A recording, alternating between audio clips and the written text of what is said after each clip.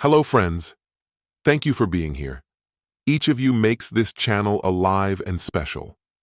Thanks to your support, I can share stories, thoughts, and emotions that hopefully resonate in your heart. If you have just started exploring my content, welcome. Real-life stories are waiting for you here. Subscribe, like, and share your impressions. Your voice is very important to me. A few weeks have passed since my daughter's wedding, and then I got a call from the photographer. She said, "Mr. Reynolds, there's a big problem with the photos. You need to come see me ASAP, and whatever you do, don't tell your daughter." It was a quiet Tuesday morning, and I was just settling down with my coffee, surrounded by financial papers on my desk. After 40 years of building Reynolds Hardware into a 3-store chain here in Phoenix, I'd carved out a little spot of peace. Life was running smoothly. So smoothly, in fact, that I nearly ignored a call from an unfamiliar number. The woman on the other end sounded shaky. "It's Carolyn Thornan. I did Jacqueline's wedding photos. We need to talk, and it has to be in person and without telling her." My grip on the phone tightened as a sense of dread crept in. "What's going on?" I asked. "I can't talk about it over the phone," she replied, her voice strained. "Come to my studio downtown tomorrow at 9 in the morning." Before I could ask any more questions, Wendy's voice floated in from the kitchen, reminding me about the car situation that needed sorting, a task I'd promised to deal with. Trying to focus, I told Carolyn I'd be there. I barely caught her relieved sigh before she hung up. I stood still with the phone to my ear, my gaze drifting to a photo on the wall, Jacqueline in her wedding dress, glowing next to Samuel. That day had been magical. I'd poured $65,000 into it, and every cent felt worth it. But now, what was it in those photos that required secrecy? Then there was Wendy in the doorway, phone in one hand, clutching car keys with the other, venting about her old Honda. At 31, she was back living with me, just temporarily, post-divorce, or so she'd claimed 4 years ago when she moved in. Benjamin came along shortly after, setting up in the guest house. I tried dodging her demands, saying we could talk about it later. Frustrated, she stormed off, leaving me staring blankly at the numbers that seemed senseless now. Outside, Paradise Valley was having one of those perfect mornings, sunny and calm. But beneath all that normalcy, something felt off. I tried to immerse myself in work, but Carolyn's voice wouldn't leave my head. The wedding had seemed flawless, the gardens, the reception, the elegance, but now I was plagued with thoughts about what she'd discovered. By lunchtime, Benjamin sauntered casually into my office, mentioning Wendy's rising impatience. With that laid-back grin of his, he suggested just handing over money to keep the peace. He never held a job, living off of what Wendy received, which in turn came from me. His casual advice irritated me. Here he was, 4 years of cohabiting with Wendy, no engagement ring in sight, yet quick to offer me financial wisdom. As the day dragged, I found myself staring out the window at the unused pool shimmering under the sun. The guest house stood silently, once meant for visiting grandchildren, now a home for Wendy and Benjamin. Evening arrived with me having leftover pasta alone, the house filled with the sound of Wendy's laughter from upstairs. Then, as nightfall set in, the doorbell rang. Jacqueline stood at the front door, looking picture-perfect like always. It was the usual scene. She'd appear in her sharply tailored blazer, designer jeans, and mother's smile. My oldest, who'd made her mark as a marketing executive with her own lovely place, an apartment for now, and whose husband, Samuel Pfizer, is climbing the ranks as an investment banker. "Hi, Daddy," she chirped, pecking my cheek and breezing in. Was nearby and thought I'd drop in. Even though the drive from Paradise Valley to her place in Scottsdale wasn't exactly a quick jaunt, I let it slide. She settled on the couch, crossed her legs elegantly, and casually surveyed the room as if taking mental notes. "How are you? You seem a bit tired," she commented. "Oh, just another long day with business." I shrugged, as she picked up a childhood photo of her and Wendy from the side table. She gave it a brief look before setting it back slightly askew. Samuel and I have been on the lookout for a new home. We found this amazing spot in Scottsdale. It has 4 bedrooms, a pool, and you can see the mountains from there. It's just perfect, she said with excitement, glancing at me to make sure I was with her. But there's a catch. We need to move fast because the market's super competitive and we're a bit short for the down payment. Her smile was still as charming as ever. It's 40 grand. You understand, right? After all that money went into the wedding, this feels like the next step, helping us really get going, she explained casually, as if she was just asking to borrow my truck. My chest felt tighter, that hollow feeling from before growing even more intense. $40,000, I repeated. Is that going to be an issue? She asked, with a slight edge to her voice that most people wouldn't catch. Dad, we genuinely have to act fast. I thought you'd be all in on supporting us as we start our life, she added. I paused and really looked at her, the expensive clothes, perfect nails, and that politeness in her voice, but it didn't quite reach her eyes. I need a bit of time to consider it, sweetheart, I finally said. Her smile faltered for a split second. Please think about it, Dad. This matters to us. She got up quickly. Okay, but don't wait too long. We can't afford to lose this house. With that, she grabbed her purse, gave me a peck on the cheek that felt a little cooler than usual. Love you, Daddy. Call me soon, she said, and I watched as her Mercedes disappeared down the street while I stood there in the doorway. She tossed that $40,000 figure around like it was already set, like my money was a given. From inside, Benjamin's laughter mixed with the sports highlights on TV, his beer marking my coffee table. I stepped back into the house, but everything felt different, or maybe I was just seeing it clearly for the first time. My phone lay on the hall table, still showing Caroline's number in the call history. Tomorrow, at her studio, whatever she possibly found in those wedding pictures, I felt it would give me some insight into that emptiness I'd been feeling. I glanced at Jacqueline's last text. Thanks for getting it about the house, Dad. Love you. I hadn't made any promises, yet she assumed. They all assumed. I left before Wendy even woke up. Didn't have the strength to face the questions, or Benjamin's look, the one that said I needed his approval in my own home. It took me about 25 minutes heading downtown to Phoenix. Tuesday morning traffic, taking I-51 south, then maneuvering through smaller roads to Caroline's studio, which was in a repurposed warehouse in the Arts District. Her name was neatly displayed on a brass plate by the door. Despite my steady grip on the wheel, her words kept replaying in my head. It was about something pressing. I parked across the street and lingered in the truck a bit longer. Whatever was in that studio, whatever Caroline uncovered, it would explain Jacqueline's laid-back request for $40,000. It would shed light on this void I'd been feeling since the wedding. Deep down, I knew it would, but I really didn't want to deal with it. Inside, the studio smelled of coffee and printer ink. Photos adorned the walls, capturing weddings, families, and corporate scenes. Caroline met me at the entrance, seeming younger than I recalled from the wedding day, perhaps in her mid-40s, with hands that looked uneasy and eyes that seemed apologetic.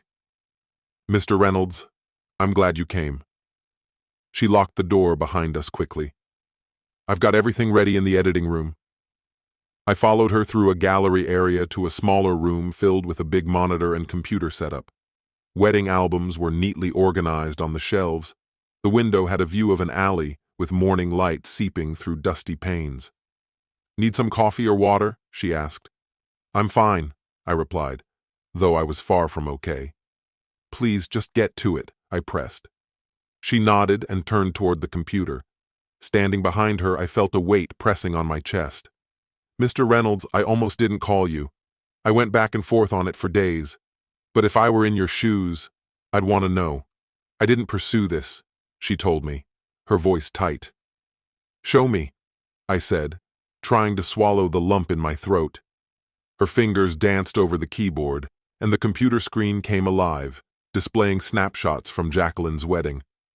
There was the ceremony, my daughter elegantly walking down the aisle, Samuel waiting by the altar, and guests smiling widely. Everything looked like a scene from a fairy tale. Just the typical pictures, Carolyn said quietly. The ones everyone saw at the wedding. She switched to another folder. This was a couple of hours before the ceremony.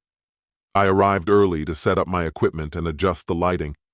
There's a terrace overlooking the courtyard. With another click, she said. I was snapping photos from inside, testing the light.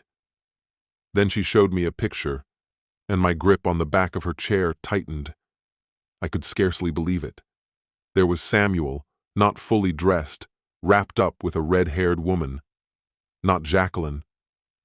They were kissing. His hands were tangled in her hair, and her arms were draped around his neck. This was no friendly embrace or goodbye. It was heated, too intimate. What time was this taken? I asked, though my voice sounded distant. Are you certain about the timing? 2 hours before, confirmed by the metadata. Date, time, location. It's all here, she explained, pulling up a screen covered with numbers, timestamps, and coordinates. I was at the venue early to check exposures. This happened by accident, but it's genuine, and there are more images. She scrolled through them, different angles, but the same scene. Samuel with this woman, entwined. In a shot, her left hand caught the light, showing a wedding ring, a gold band with a diamond. I leaned in for a better look at the ring. Do you know who she is? I asked. Carolyn shook her head sympathetically. She wasn't a guest on the list, she said, with an apologetic look. I'm very sorry, Mr. Reynolds. Another picture showcased Samuel's face clearly, leaving no doubt about his expression. He wasn't intoxicated or disoriented, just confident and in control, a man fully aware of his actions. Just 2 hours before marrying my daughter. I slowly stood upright, feeling dizzy. The room spun momentarily before settling. Can the timing be confirmed without doubt? I asked. Absolutely, she assured, showing me complex data that seemed irrefutable. GPS location, timestamps, everything perfectly aligned with the venue, down to the second. This is rock-solid evidence, Mr. Reynolds. It would hold up anywhere. From a drawer, she handed me a small flash drive. Everything stored here, every photo, all the metadata, everything. I made multiple copies. She passed it over. I'm not sure what you'll do with this, but you needed to know. I accepted the flash drive, clenching it tightly. Don't apologize, I insisted. You did the right thing. The drive home to Paradise Valley was a haze. I kept my eyes fixed on the road, but my thoughts were elsewhere. Samuel Pfizer, the polished, articulate, accomplished man my daughter was marrying, getting cozy with another woman just before saying "I do" to Jacqueline. And even more shockingly, the other woman wore a wedding ring. This wasn't a blip, not just pre-wedding jitters. This was calculated, intentional. Why would he marry Jacqueline under these circumstances? That question echoed in my mind. Why go through with a lavish $65,000 wedding when he was being deceitful hours before the ceremony? Why pose for the photographs? What was the plan here? The truck cruised home like it was on autopilot, the familiar roads of Paradise Valley, my neighborhood, my driveway. The flash drive in my pocket felt like a boulder. I pulled in a little after 11. The house was the same as when I left a couple hours earlier. Desert landscaping untouched, the security light flickering, everything unchanged. But inside, I felt different. Walking in, I found Benjamin stretched out on my leather recliner, beer in hand, game show blaring. He didn't glance my way. Hey, old man, can you grab me another beer? Upstairs, I heard Wendy shout, Dad, is that you? We need to discuss the spa money for this weekend.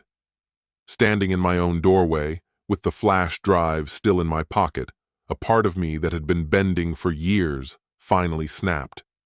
Picture this. I've got the snazzy title of the father of the bride, and just when everything's about to kick off, I find out my daughter's soon-to-be husband is messing around behind her back. We're talking just 2 hours before they're supposed to exchange vows. Meanwhile, my other daughter, who still calls my place home, had the audacity to ask for some cash for a spa day relaxation. And don't even get me started on my son-in-law. He's lounging in my usual chair, ordering me around for a beer like it's his palace. Needless to say, when I closed that door, it felt like they thought the same man stepped back in. Boy, were they mistaken. Sleep was nowhere in sight, so I ended up camping out in my office way past the witching hour. A flash drive from Carolyn was right there by my laptop, and let me tell you, every time I closed my eyes, those images walloped me like a freight train. Samuel was right there with a face full of swagger, behaving like he hadn't put a foot wrong in the world. No sign of guilt, just pure cockiness. So I fired up my laptop and rechecked the wedding expenses, $65,000. Yep, that's what had vanished. Inside-out venue, fancy eats, a band, blooming flowers, a top-notch photographer, you name it, they wanted it. But my daughter was certain about one thing: cash gifts. No registry nonsense, no blenders or bed linens. "Dad, we're starting afresh. We need the cash," she insisted. Sounded adult and practical at the time, but now I'm questioning the whole deal. I grabbed my trusty legal pad and started scribbling numbers, dates, you name it, anything that suddenly felt off. We mailed invites to 200 people, mostly my crowd, friends, colleagues, folks who've seen my girl grow up. I remember the gift table at the reception, nearly buried in envelopes. Jacqueline had set someone up to take care of them, ensuring each one was logged and counted. A week later, she chuckled. "We hit the jackpot, Dad. $45,000 in cash and checks. People have been super generous." I wrote down that figure, circled it for dramatic effect. Then something clicked. My partner, Marcus Chen, had directly handed Samuel a check during the reception. "Welcome to the family, son," he said, waving $15,000 to get you on the right path. I was standing right there, and Samuel just pocketed it, flashing that charming grin. "Thank you, sir. We'll cherish this." All in all, they banked $60,000 from the wedding alone, for a couple supposedly just setting sail in life. It had me scratching my head. Why marry Jacqueline if there's already someone else on the horizon? Why play house with a $65,000 wedding? Was it all about the money, not the vows? That thought really turned my stomach. Night stretched forever, and by 3 a.m., I found myself brewing coffee, staring into the dark void of the Scottsdale desert from my kitchen window. Somewhere out there, Jacqueline was snoozing next to the guy who'd pulled a fast one on her hours before making it official. Or did she know? Did she not give a hoot? That was even worse. By 7, I was showered and dressed in a casual business outfit, khakis and a polo. I slipped out before Wendy was up, dodging questions and the sight of Benjamin hogging my couch. The bank up the road opened at 9, my usual haunt in downtown Phoenix. Felt like a familiar spot in the storm. Patricia Williams, she manages the place and has been a friend for over 15 years, invited me into her office. "Mr. Reynolds, what brings you in today?" she asked pleasantly. I was there to check if a $20,000 wedding gift to my daughter had cleared without a fuss. She quickly confirmed, "Yes, it's all there. Cleared smoothly for Samuel and Jack Fisher." "Joint account?" I inquired, trying to sound breezy. "When did they set that up?" She looked it up in the system. "About 2 months ago, May 10th. 2 months before the wedding, not at the engagement, just a few months back." "Quick with the wedding plans, huh?" I said, keeping it casual. "Kids these days." Patricia laughed. "Seems it's all on fast forward now." I thanked her and left, plopping into my truck while the engine hummed. May 10th, a joint account, purely for wedding funds. It was an orchestrated gig, not a love story. A well-oiled money-making machine masked as romance. The drive back was a nightmare, choked with traffic, and my mind racing with a whirlwind of thoughts. When I finally pulled up to the house, Benjamin's battered old Camry was sitting in the driveway. He's always pushing for cash to keep that thing alive. I stepped in through the garage, ready to hang a right into my office, when I heard Wendy's voice floating down from upstairs. "Dad's been really weird lately," she was saying, talking on the phone, loud enough so even the neighbors could catch her drift, probably. "I can't put my finger on it, but something's changed. Don't stress, sis. I figured I could drag this out another 6 months with Ben, easy. By then, he's sure to break down and buy that condo just to get us off his back." I froze in the hallway, my senses sharp with the voice of Jacqueline on speaker, booming through the phone. Wendy was laughing with the volume cranked. "Perfect," she said. "Just a couple more months of playing the doting wife, then I'll drop those divorce papers on him. Arizona law says half the gifts are mine. Samuel's already on board for a 60-40 division. Easiest $45,000 I'll ever pocket." I clung to the wall, my mind spinning as Wendy broke into laughter again. "Sam's little side affair is totally clueless about this whole setup. Everything's falling into place. Dad's too caught up in your marriage to spot anything. Just keep him busy," Jacqueline advised. "Make him think you're on the brink of something huge. That way, when I ask for the house's down payment, it won't seem like a big deal." "I've already started," she chimed back. "Asked him for a new car yesterday. He got a bit antsy, but he'll cave. He always does."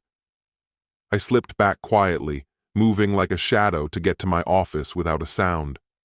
I shut the door behind me and leaned against it, my hands trembling. My daughters, both deceitful, both playing me. One looking for a divorce just to snag wedding money, and the other sitting tight in my home, waiting for her payoff. Staging a happy marriage just to rake in a quick $45,000. I nearly fell for it, ready to write Jacqueline a $40,000 check for her house's down payment. Nearly. Settling at my desk, I typed, "Property Lawyer Phoenix, Arizona," into the search bar.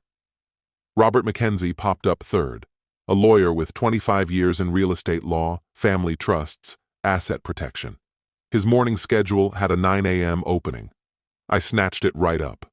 Leaning back, I stared at the closed office door.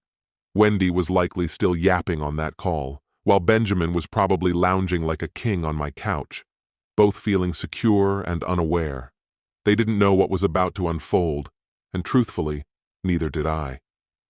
But come tomorrow, I'd start making sense of the chaos, no longer just an ATM on legs.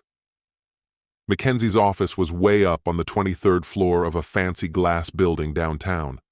I showed up 10 minutes early and sat in the parking garage, poring over my folder again. Wedding spreadsheet, Carolyn's thumb drive, my notes from last night.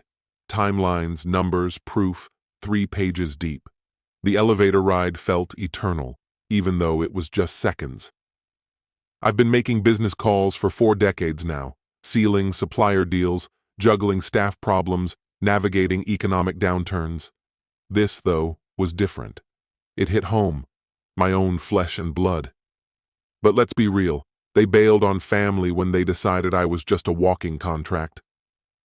The reception area screamed class and professionalism. There was a glass desk, leather chairs, and abstract paintings that might as well have had price tags instead of explanations. A receptionist glanced up at me from her computer. "Mr. Reynolds, Mr. Mackenzie is ready to see you." His office was all floor-to-ceiling windows with a sweeping view of Phoenix, a solid mahogany desk, one wall lined with law books, and diplomas and certificates framed proudly. When I entered, Robert Mackenzie stood, a man in his 50s, gray just starting to brush his temples with a solid handshake. "Mr. Reynolds, come in, have a seat. Coffee?" "Yes, black," I said. He poured from a carafe on the credenza, handed me a sturdy mug, then settled into his chair. "I've gone over your intake form. You mentioned some property and family issues. Feel free to share, whatever way feels right for you." I laid my manila folder on his desk and carefully opened it, taking my time. About a month ago, I paid for my daughter's wedding. It cost $65,000. Then, just 3 days after the wedding, the photographer showed me pictures of my new son-in-law with another woman, taken just 2 hours before the ceremony. And yesterday, I found out that my daughter had planned everything. She just got married to collect cash gifts and split them up. Mackenzie had his pen hovering over his legal pad. When you say she planned everything, do you have any proof that your daughter and her husband intended to get divorced from the start? I overheard my younger daughter talking to her on the phone, I said. She told her sister, 2 more months and I'm filing for divorce. Half the gifts are going to be legally mine. Samuel agreed to a 60-40 split. Those were her exact words. I slid a flash drive across the desk.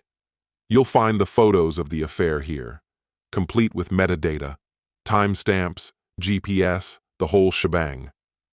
Mackenzie plugged the drive into his computer and clicked through the images. His face stayed neutral, but his jaw definitely tightened. And you know my younger daughter, Wendy, right? She's been living at my house with her boyfriend for 4 years now, rent-free. They never signed a lease and just keep asking for money. They were on my mind because yesterday, over the phone, she told her boyfriend Jack that they'd stick around another 6 months until I bought them a condo. Mackenzie quickly noted the key details. 4 years, no lease. Mr. Reynolds, he looked up at me. You're in Arizona, and property law here is pretty simple. Your house is your asset. Without a written rental agreement, you're legally free to start eviction procedures. Just provide them a written notice giving them 30 days to leave. And what about them? I asked, thinking of Wendy and her boyfriend who'd been living there for so long without paying rent.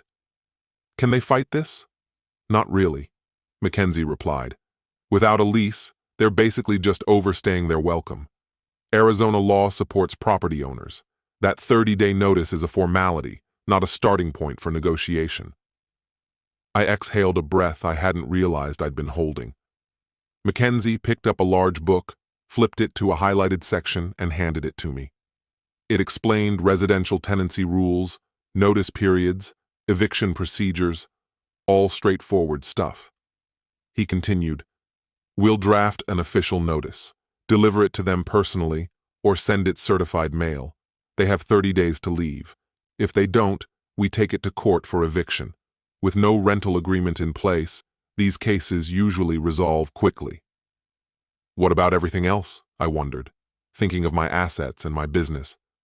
I didn't want my kids getting anything after I'm gone since they see me only as their personal ATM. Mackenzie closed the book with a firm shut. That's where an irrevocable trust comes in handy. We can put your assets, your house, your business, all of it, into a trust overseen by a trustee. You maintain control while you're alive, but after you pass, everything is distributed as per your instructions. It's much harder to challenge than a simple will. Harder to contest, I repeated, and he explained further. Wills can be disputed for various reasons, like claims of undue influence or lack of capacity. A properly established irrevocable trust, though, stands on more solid legal ground. I leaned back in my chair. How soon can we start this? For the first time, I saw a hint of a smile on Mackenzie's face. We can begin today. I just need you to sign an engagement agreement. The total fees for handling the eviction, updating your will, and setting up the trust are $8,500. Trusts alone typically cost $6,000, but considering your situation, I can offer you a packaged deal. I'd already spent a good chunk of my savings, $65,000 on a fake wedding, and another $45,000 siphoned off by my daughter and her so-called husband. Not to mention the additional tens of thousands over those 4 years supporting Wendy and Benjamin. This sounded completely reasonable to me. Mackenzie pulled out some documents, the agreement, fee information, and a timeline. We'll have your eviction notices ready by Friday morning, and you can serve them over the weekend. Serve them yourself to ensure there's no doubt they got them. After they're served, they have 30 days, or you move forward with legal eviction. About the trust, he said. Give it a couple of weeks, maybe 3, for things to get sorted. I'll work straight with your banks. We'll need your latest account statements, property titles, and business paperwork. My assistant will take care of the details with you. He pushed the contract my way, and I read through it carefully, a habit from my business days. Everything Mackenzie promised was laid out in the legal lingo. I signed it without a hitch. Mr. Reynolds, he continued, making this move might completely sever ties with your daughters. Once they get the eviction notices and find out about the trust, things will change for good. I understood that, recalling Wendy's mocking tone and Jacqueline's smug attitude, assuming they'd hit the jackpot with my money. They caused this mess. I'm just waking up to it. Mackenzie nodded like he got it. All right, we're good to go. I'll call you on Friday once I've got the paperwork. We shook hands again, for a bit longer this time. There was a silent exchange between us. Professional admiration, maybe? Understanding? As I left his office with duplicates of contracts, timelines, and trust details in hand, I felt I was finally taking back control. The elevator ride felt quicker, almost as if gravity was on my side. Down in the parking garage, I sat in my truck with the copies scattered on the passenger seat. Eviction rules, alteration plans, and the trust summary stared back at me. My phone buzzed with a text. It was from Jackie. Dad, are you putting down the deposit?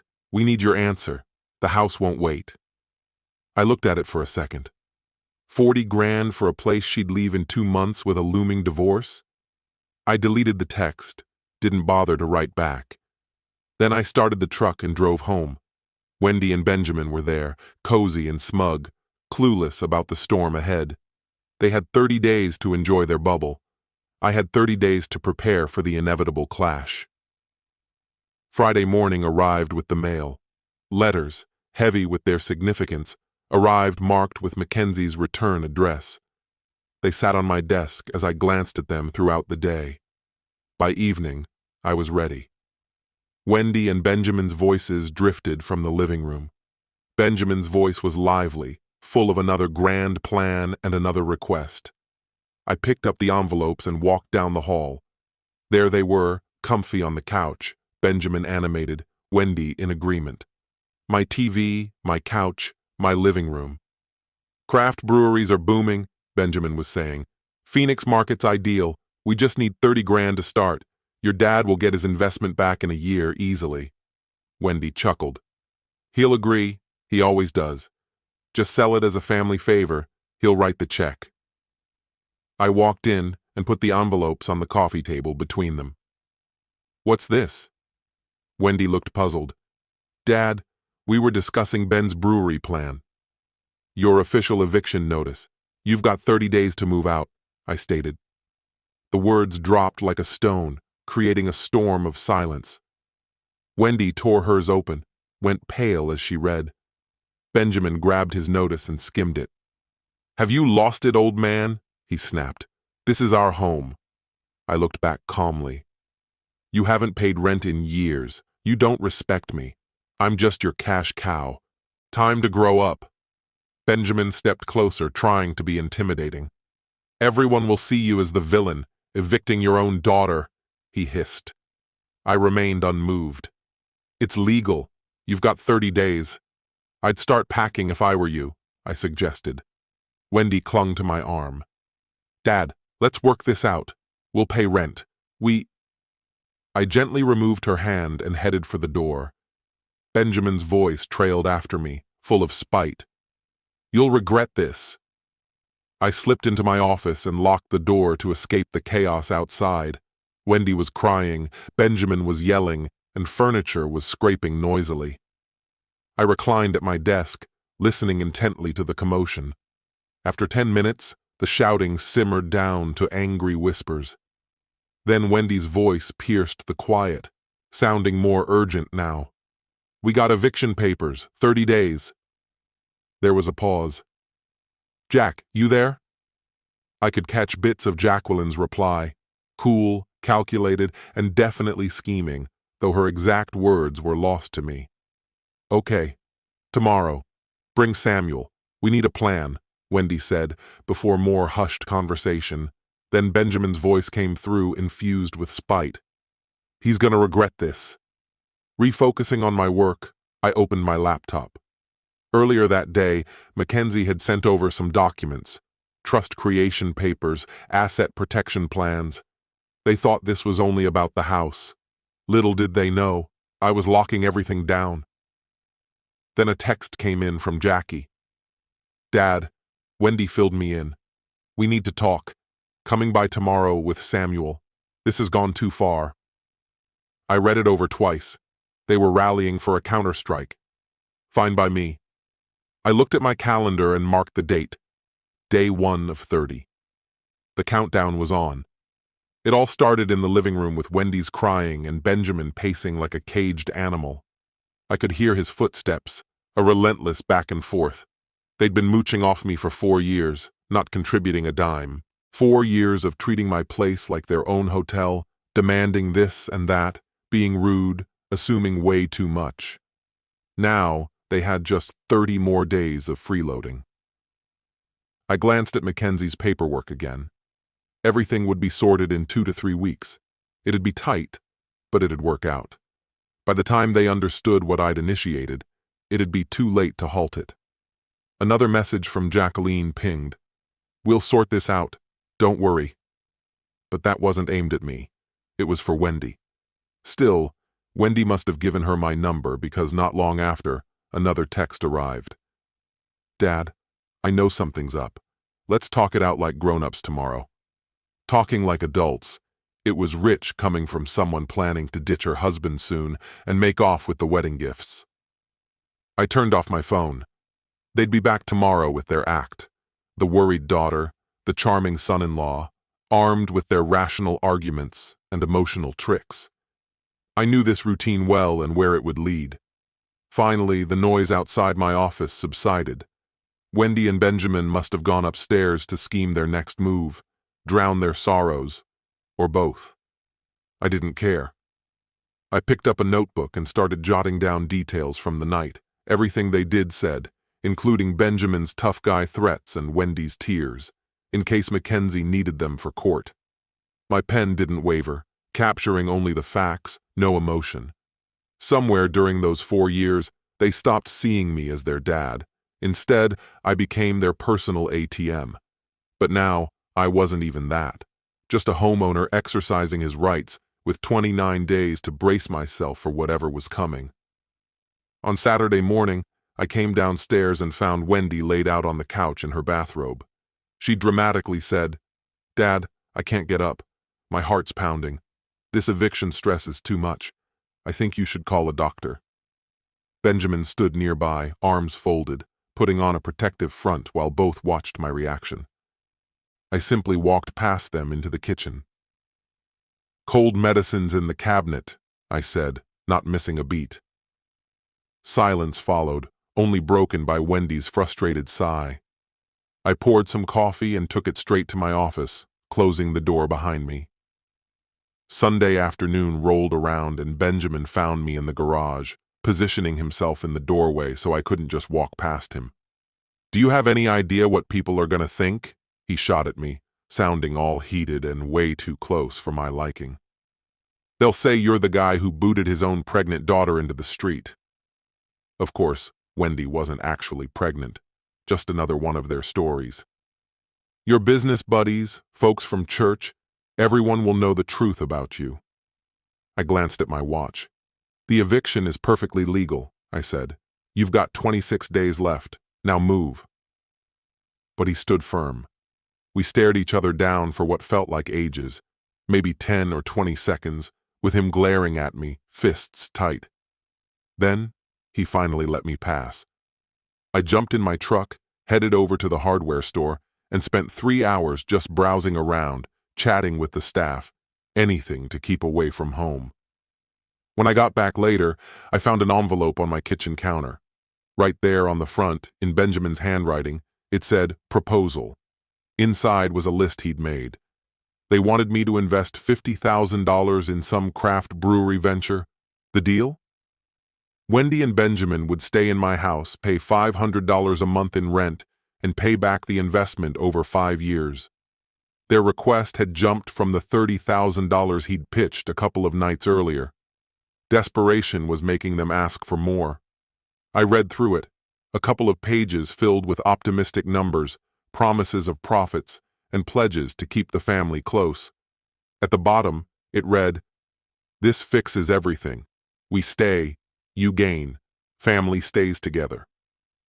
I folded the papers, went over to the living room where they were waiting, and handed it back. "No," I said.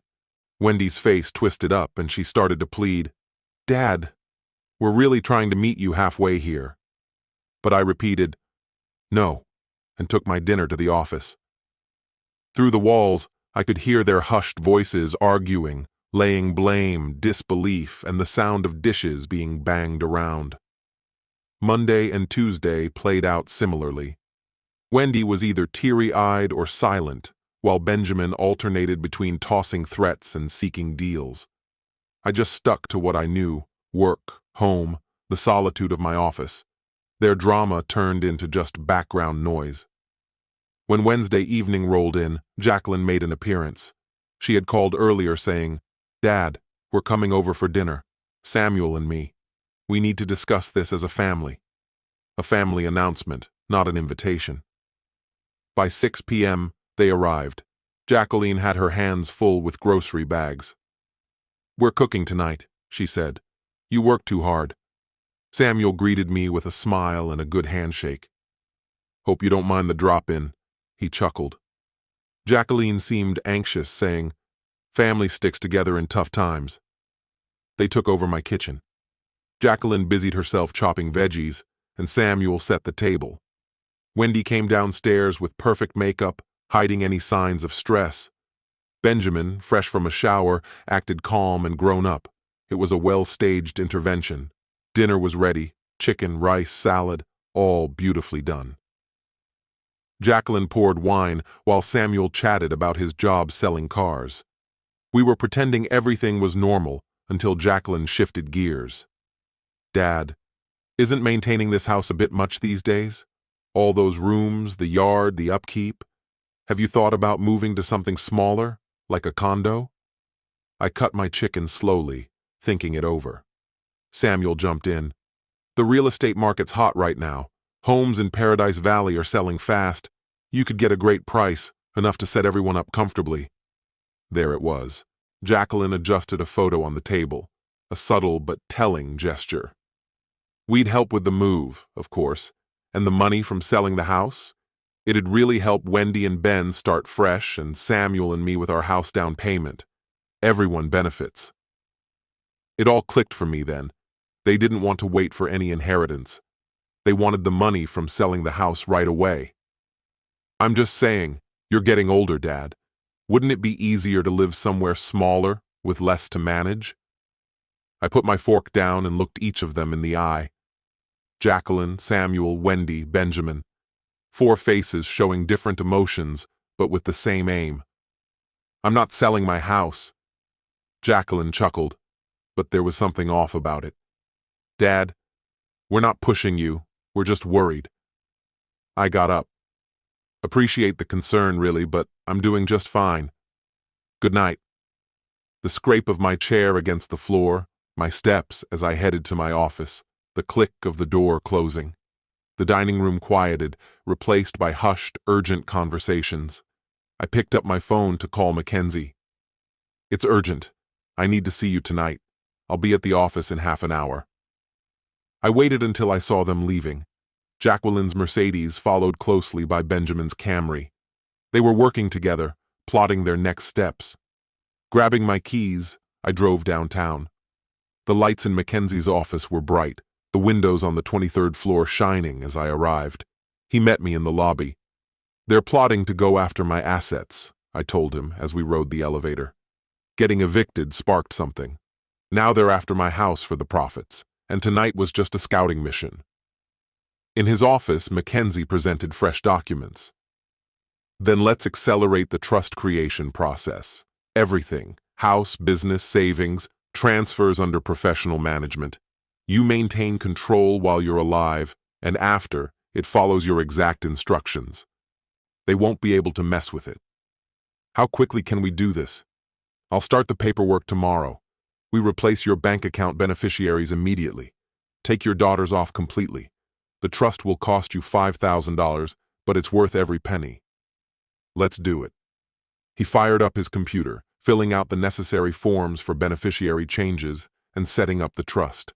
I signed everything, electronic signatures witnessing it all. About 40 minutes later, I left holding copies of the documents.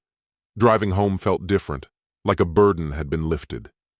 By the time I arrived, it was nearing midnight. The house was dark, except for a lamp in the living room. Wendy and Benjamin had gone to bed. There were empty wine glasses on the coffee table, hinting at an evening spent conspiring with Jacqueline over the phone. Let them conspire, I thought. The trust documents were safely in my briefcase, and Mackenzie would start transferring everything the next day. In 3 weeks, my accomplishments would be shielded. I looked at my phone and saw 3 missed calls. Jacqueline, but no messages. She probably sensed a change tonight, realizing their dinner had given away too much. I pondered their act. Samuel's nice guy routine, Jacqueline pushing for a house sale, assuming it was a win-win. Everyone in their eyes, except me. They underestimated me, thinking I was just some feeble old guy they could manipulate into handing over my life's work. But I was done playing weak. Only 26 days until Wendy and Benjamin moved out. 3 weeks until the trust was airtight. Jennifer greeted me with a friendly smile when I entered the room, a far cry from the previous night's chaos. "You're making the right choice, Horace," she said gently. I returned her smile, a weary one. "I appreciate you fitting me in so fast," I responded, sitting down. Moments later, Mackenzie came in with a hefty stack of papers. "Good morning," he said, sprawling them across the table. Jennifer went over each document, highlighting crucial details as we reviewed everything. "This trust," she pointed out, "ensures your assets are handled just as you wish after you're gone." I nodded, realizing the enormity of what I was signing. It wasn't just about the money or the house. It was about holding on to my legacy. When everything was explained, Mackenzie handed over a pen. A signature on each page, and it's set in stone. I signed, feeling both relief and sorrow with each signature. It was essential, but felt like saying goodbye to the hopes I once had for a united family. After signing the last page, Mackenzie shook my hand. "Tomorrow, I'll file these with the necessary offices, and it'll all be official." "Thanks," I said, my voice sounding stronger than I felt. I got up to leave, feeling lighter, though a heaviness lingered. Walking back to my car, I thought about Jacqueline, Wendy, Samuel, and Benjamin. I wondered if, once their anger faded, they might understand. Probably not, I thought. Some bridges just can't be rebuilt once they're burned. I got home, and it was eerily quiet without the usual chatter. Wendy and Benjamin were still around for another 15 days before officially moving out, and I figured it'd be a tense couple of weeks ahead. But at least the immediate fear of any backstabbing was off the table. As I sat at my desk, it felt like I was closing a tumultuous chapter in my life. Soon enough, the seasons would change, just like everything in my life had quietly shifted, even if it felt like everything was falling apart. There I was, asked to sign the trust deal. A brief handshake from her as I walked into the conference room filled with piles of organized documents, like a fortress of legalese. "You're ready to sign," she said, with a professional demeanor. I settled into a chair and began signing, pages and pages, putting my initials here and my full signature there, effectively moving my main residence, business, bank accounts, and investments into a secure trust. Jennifer explained, "This means the trust will manage your house. When you pass away, everything gets distributed according to these instructions, a legal minimum to the family, the rest to your chosen charities." "And what about my daughters? Can they challenge this?" I asked. "They can try," she said with confidence, "but it's nearly impossible to undo an irrevocable trust. Your assets are very secure." With a final flourish, I signed the last paper. 40 years of hard work, protected. Driving back home, I felt a sense of relief, something I hadn't experienced in a long time. The next 2 weeks turned into a mental chess match. By the second day, my coffee maker was shattered on the kitchen floor. Benjamin lounged at the table, a newspaper sprawled in front of him. "Oh, that?" he commented casually. It slipped this morning. Accidents happen. I didn't respond, just cleaned up the mess. 11 days left, I murmured to myself as I threw away the broken pieces. On the 4th day, I eavesdropped on Wendy chatting with our neighbor, Mrs. Patterson, across the backyard fence. Wendy, with a tissue in hand, acted all tearful. He's making us leave with nowhere to go. I don't know what got into him. Mrs. Patterson offered some awkward comfort. I'm sure you and your father will work things out, dear. I don't know. It's like he's a different person now, Wendy replied. I walked away, letting her performance continue. It didn't change a thing. By day 7, Jacqueline showed up with a psychologist in tow. Dad, this is Dr. Morrison. We thought talking might help, she said. I stood with my arms crossed. I didn't agree to this. Dr. Morrison stayed calm. Mr. Reynolds, your daughter is worried about your recent changes, rash decisions, pulling away from family. These might indicate deeper issues. That's enough, I cut in, looking at Jacqueline. Both of you, leave, now. Dad, she's only trying to help. Just listen, she pleaded. I interrupted. This is my home. You're leaving. So they left. On day 10, I returned from shopping and found my office door slightly open. I always closed it tightly. The trust documents rested where I'd left them, though they seemed a bit disturbed. Someone had been snooping. That night, Wendy was unusually quiet, and Benjamin kept giving her side glances. They finally understood. The trust was real. The money was locked away. On day 12, Wendy came to my office alone. Benjamin wasn't with her. Dad, can we talk? Just the two of us. I gestured to the chair. She sat down, clutching a tissue, eyes red and swollen.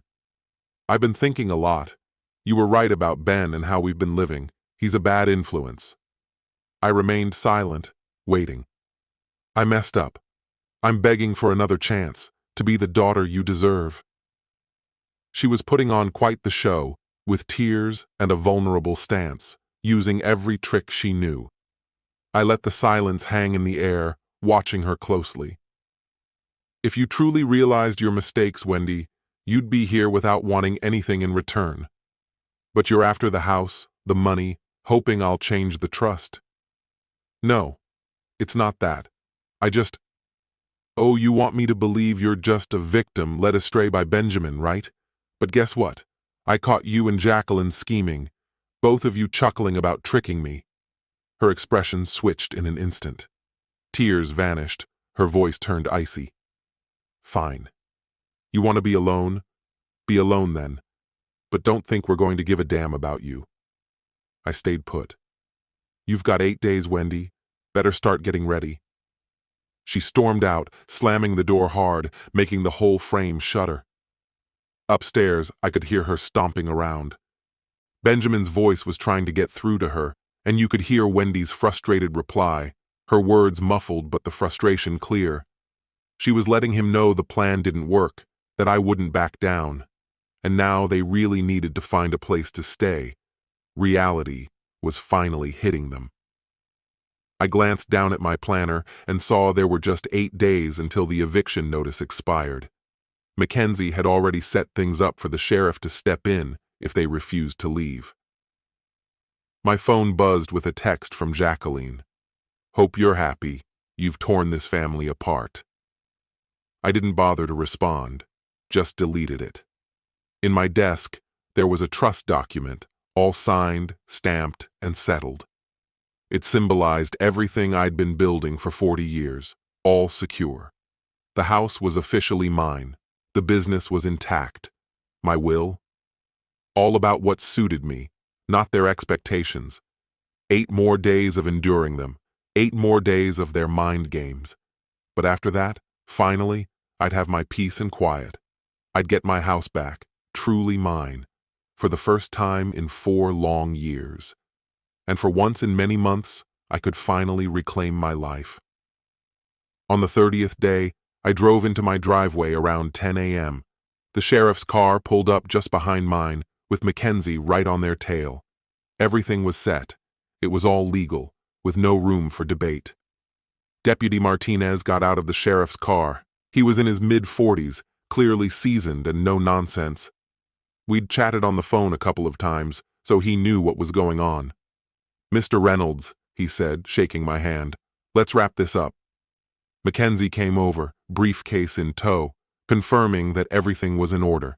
The eviction notice had been properly served, and the 30 days had come and gone. Now, technically, they were trespassing. The three of us moseyed to the front door, which was rightfully mine. I still knocked, though. The sound reverberated. Silence reigned until I heard a muffled voice from Benjamin. "Get lost. You can't do this." Martinez stepped up, hand hovering near his belt, ready to act if needed. "Sir, this is Deputy Martinez with the Maricopa County Sheriff's Office. We're here to enforce a legal eviction order. Open the door now, or I'll have to open it myself. And you really don't want that. It's your call." There was a pause, whispering inside the house. Then the door creaked open, and there was Wendy, eyes red, trying to look tough but clearly freaked out. Martinez pushed the door wide, stepping inside with a no-nonsense air, with Mackenzie and me trailing behind. The living room was a complete mess, clothes flung everywhere, pizza boxes piled up, empty beer cans, all chaos. No signs of packing. "Not even tried to leave, huh?" Martinez remarked, eyeing the mess and scribbling down notes. "Right, you've got 2 hours to grab personal stuff. Clothes and small things only. No furniture. Time starts now." Wendy's voice went up a decibel, sounding worried. 2 hours? We can't manage that." But they'd had the full 30 days. 2 hours was generous. Benjamin shuffled out from the kitchen, looking worn and distinctly unhappy. "This is madness. We have rights," Mackenzie quickly interjected, reminding everyone, "You have no rights here, no lease, no rental agreement, no claim. This is the end of the line." Benjamin turned toward me, desperation in his eyes. "You're really doing this, to your own daughter?" I didn't say a word. Didn't need to. Martinez checked his watch. 2 hours begin now. What followed was a surreal blend of chaos and slow-moving dread. Wendy frantically stuffing clothes into trash bags, wavering between cries and panic, while Benjamin packed his duffel bag with anger, cursing under his breath. I overheard him grumbling about everything they'd done for me. But this was my home, and I wasn't stingy. I was just beyond exhausted. "All right, folks, let's get back to business," Martinez interrupted, cutting through the tension. "This is Mr. Reynolds' home. I recommend you keep quiet and concentrate on packing."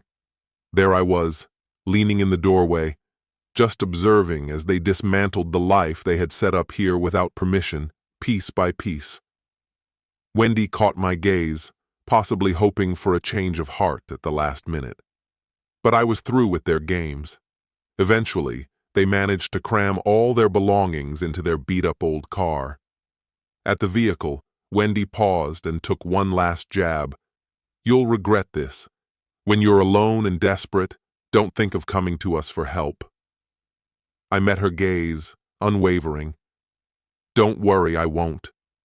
And with that, they drove off, disappearing down the street and taking all their chaos, demands, and manipulative wiles with them. I lingered a little longer in the doorway, savoring the newfound peace of my home. Truly mine, finally, after 4 long years. Martinez passed me some documents. "They're officially out. If they return without consent, call us. It's trespassing." "I appreciate it, Deputy," I replied. Mackenzie gave my hand a firm shake. "You did well, Horace. Many get cold feet before reaching this point. Not you." Once they left, I took a slow stroll through my house.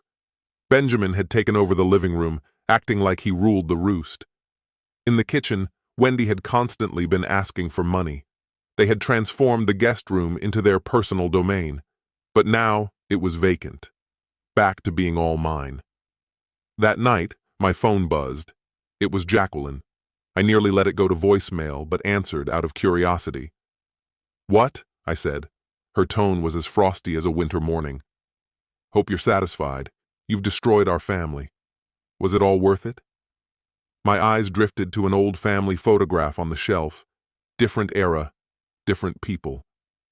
I didn't ruin a thing, Jacqueline, I answered. I just stopped letting it ruin me. There was a pause before her voice grew uncertain.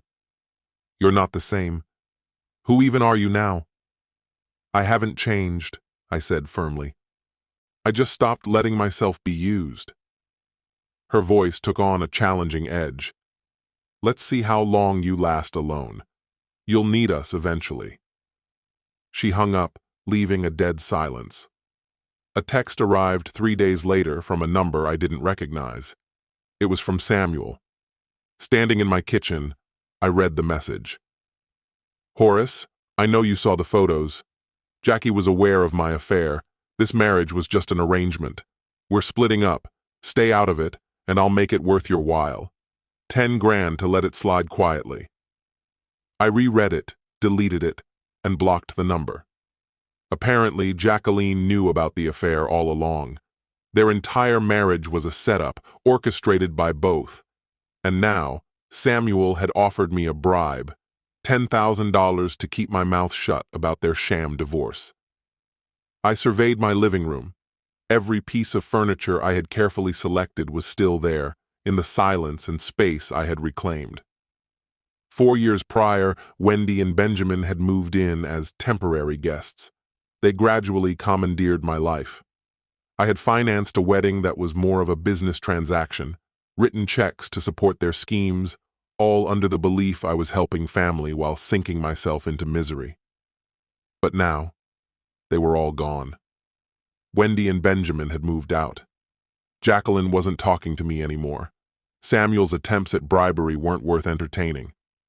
I wandered over to the window and watched as the sun set behind the horizon in Paradise Valley, bathing the desert in golden light. This was my life, shaped by my choices. They believed they had won when they infiltrated my home, manipulated, and schemed. But they were mistaken.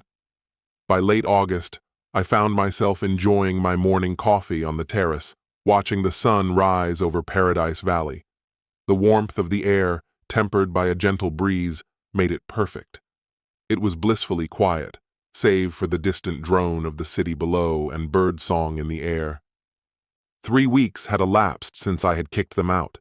3 weeks of having my place to myself, my own home, no longer shared with unappreciative residents who only called me Dad when it suited them.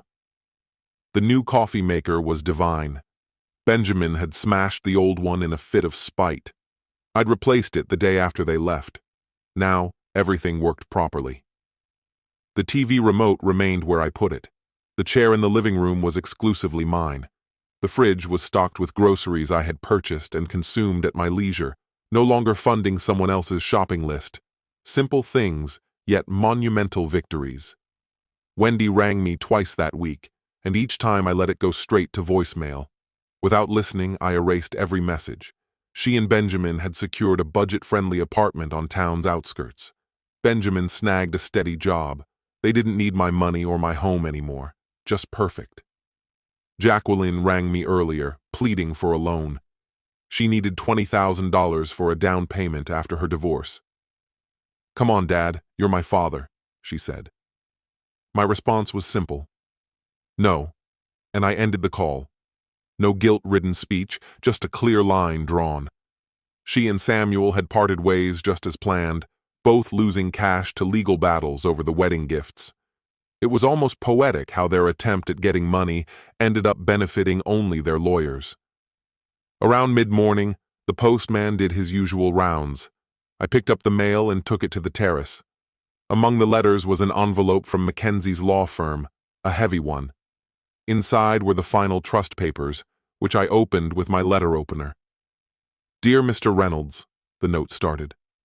"All trust paperwork is complete and registered with state authorities. Your business interests now fall under trust management, and your estate distribution instructions are locked in. You retain full control during your lifetime with utmost protection."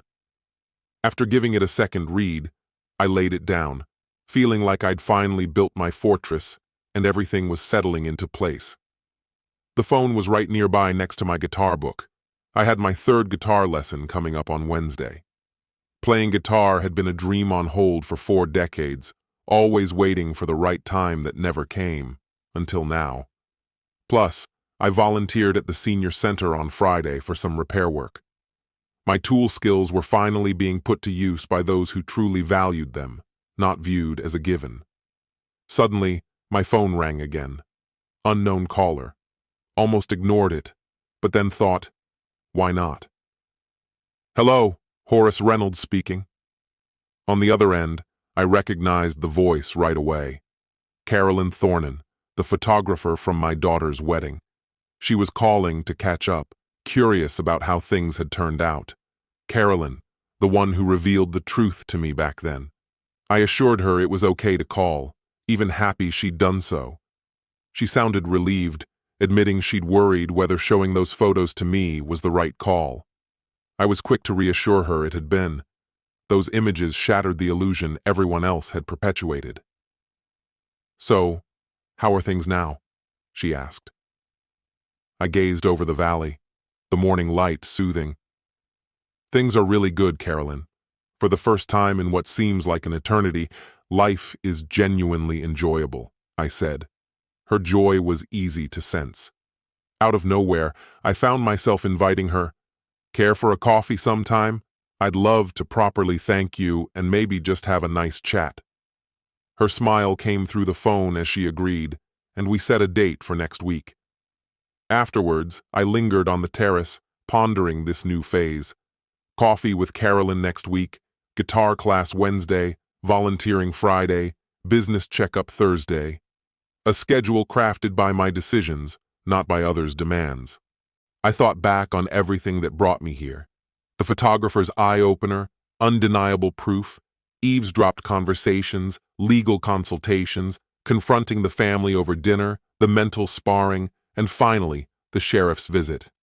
Each moment taught me the value of setting firm boundaries. My daughters believed I fractured our family, choosing solitude over love. But they missed the point. I chose my well-being over a warped love more akin to theft. I chose truth over convenient deceptions. As the sun climbed, warming me, I finished my coffee. Inside, the guitar awaited, a symbol of a future built on honesty, not manipulation. If Wendy called, voicemail could take it. If Benjamin texted, I'd delete it. If Jacqueline made demands, I'd say no. They needed to depend on themselves, and I needed to let them. I glanced at the trust papers on my desk. Every asset accounted for, every decision under my command alone. Standing by the terrace rail, Paradise Valley spread out before me. My home, my view, my peace. Alone, yes, but blissfully free. For the first time in as long as I could remember, it was exactly how I wanted it. I was in control of my story now. Imagine starting the day with a cup of coffee just because it tastes good, or playing the guitar simply for the fun of it. If something needed fixing, I'd do it on my own schedule, not because I had to. It was all about living life on my terms. For me, finding peace meant knowing when to draw the line and having the courage to say no when needed. Taking care of myself made it all worthwhile.